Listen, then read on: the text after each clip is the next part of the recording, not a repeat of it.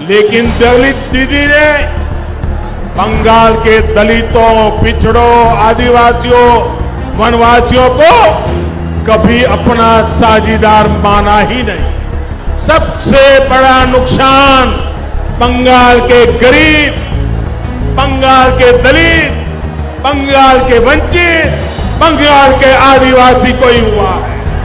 IAS भी आप lateral entry के जरिए बना रहे हैं। 39 आईएएस आपने लेटरल एंट्री के जरिए बनाए, और जिसमें आरक्षण के नियमों की, एससी, एसटी, ओबीसी के आरक्षण को पूरी तरीके से खत्म कर दिया आपने। और निजीकरण जो आप रेलवे में लेके आ रहे हैं, इसके पीछे आपकी सबसे खतरनाक मंशा है एसटी, एससी, ओबीसी के आरक्षण को धीरे धीरे समाप्त करने की आपकी योजना। नमस्कार, मैं शंभू कुमार सिंह और आप देख रहे हैं नेशनल दस्तक। बीजेपी के एक बड़े सांसद ने कोरोना साजिश को लेकर बड़ा खुलासा किया है। जैसे मैंने आपको बताया कि तंजानिया के जो राष्ट्रपति थे, उनको किस तरह से कोरोना पर सवाल उठाया था, उनको किस तरह से बेदखल कर दिया गया और अब उनकी मौत की भी खबरें आने लगी है। लेकिन आज की सबसे बड़ी खबर है एससी, एसटी, ओबीसी, माइनॉरिटी। ये मोन्टाज देख लीजिए, प्रधानमंत्री का मोन्टाज में देखा आपने। ये प्रधानमंत्री आज पुरुलिया में भाषण दे रहे थे और उन्होंने कहा दलित, आदिवासी, पिछड़ों के लिए ममता की सरकार में कुछ नहीं है। लेकिन दलित दीदी ने बंगाल के दलितों, पिछड़ों, आदिवासियों, वनवासियों को कभी अपना साझीदार माना ही नहीं। सबसे बड़ा नुकसान बंगाल के गरीब, बंगाल के दलित, बंगाल के वंचित, बंगाल के आदिवासी को ही हुआ है।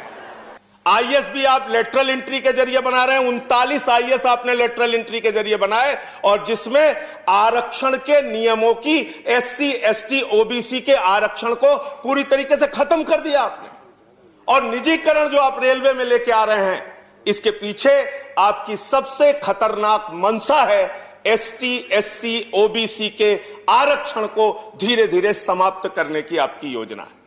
दूसरा मोन्टाज देखा, ये है आम आदमी पार्टी के सांसद संजय सिंह। ये कह रहे हैं कि निजीकरण सिर्फ इसलिए किया जा रहा है कि एससी, एसटी, ओबीसी का आरक्षण चला जाए, उनकी नौकरियां खत्म हो जाए।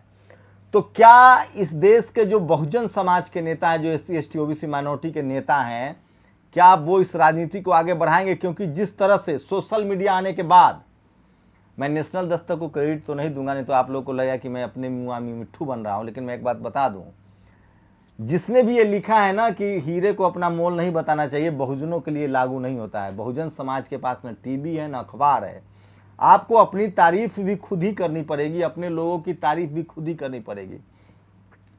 तो क्या लगातार एससी, एसटी, ओबीसी, माइनॉरिटी का जिस तरह से गोलबंदी हुई और जिस तरह से सोशल मीडिया पर लोग एकजुट हो रहे हैं, एक दूसरे के साथ हाथ से हाथ बढ़ा रहे हैं, और खासकर जिस तरह से शेड्यूल कास्ट के लोगों ने जितनी जागरूकता, यह पैन इंडिया पूरे देश में, शेड्यूल ट्राइब में, ओबीसी में और माइनॉरिटी में, क्या अब राजनीति फिर से एससी, एसटी, ओबीसी, माइनॉरिटी के आसपास घूमेगी?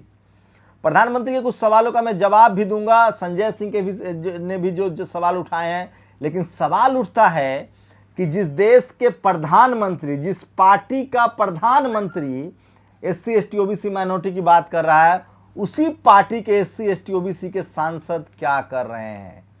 क्या उनको नहीं पता है कि उनका आरक्षण जा रहा है? निजीकरण से किसका नुकसान होगा?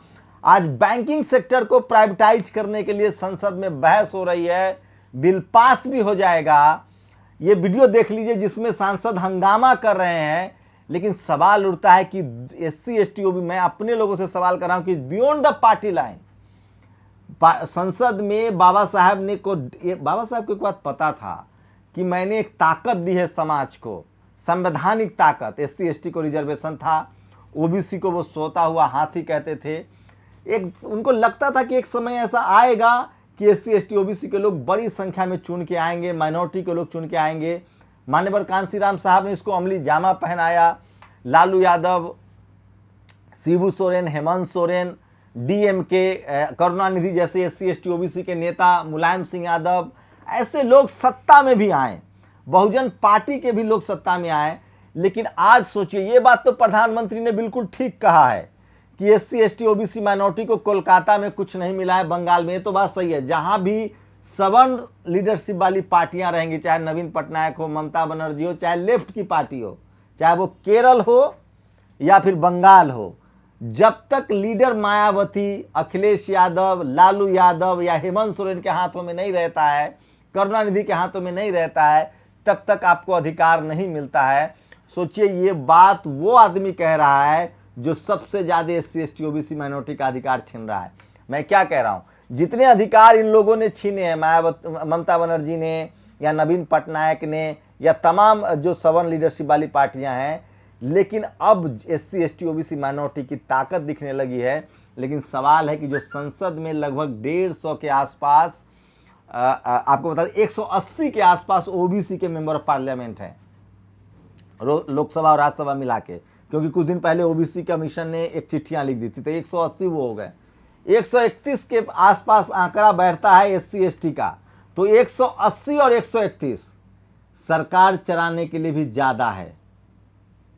आप सोचिए कि जिस देश की संसद में 180 के आसपास ओबीसी, 545 में और 131 एससी एसटी के लोग बैठे हुए हैं, वहां 90% आबादी वाले एससी एसटी ओबीसी का अधिकार छीना जा रहा है।